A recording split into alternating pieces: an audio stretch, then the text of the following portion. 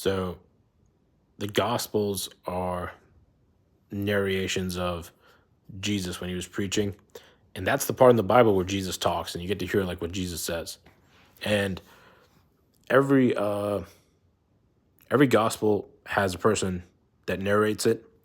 And it's interesting that the names of the people that narrate it, they also have to do with the message of that gospel. So one of them is Luke, and Luke in Greek apparently means light giving. And Luke is all about flipping situations where people feel they are too far gone.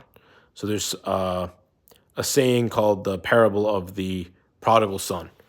That saying, the parable, it has to do with a kid who has a very rich father, and he takes his inheritance and he goes into like the next country, and he spends the inheritance on loose living, like drinking, prostitution, stuff like that. Like he spends it on kind of like wild partying.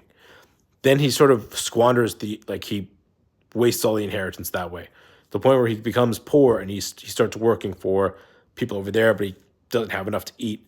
So he comes back to his dad's home and he asks his dad if he can just work on he wants to ask his dad if he can work on the farm as a servant because he feels like he's not worthy enough to be called his son because he squandered all this money.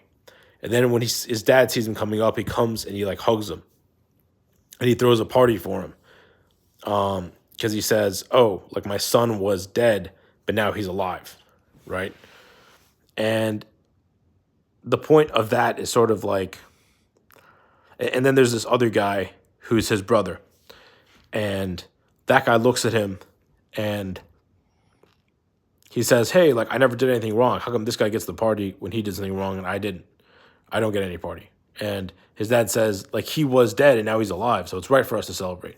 And there's another part where Jesus walks into a house and this woman is so glad to see him. She literally is crying and she like wets his feet crying and like she washes it like she's on her knees crying and then she wets his feet, washes his feet with her tears and her hair.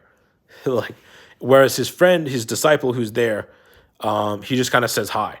And Jesus says, like this woman, because she was so distraught because she sinned, she did all these bad things, and now she wants forgiveness, she wants to come back to the light. She cried to see me, whereas you just kind of casually say hi. And the point is that when people go very far in the wrong direction of life, there's so much more happiness coming back to the right direction that it makes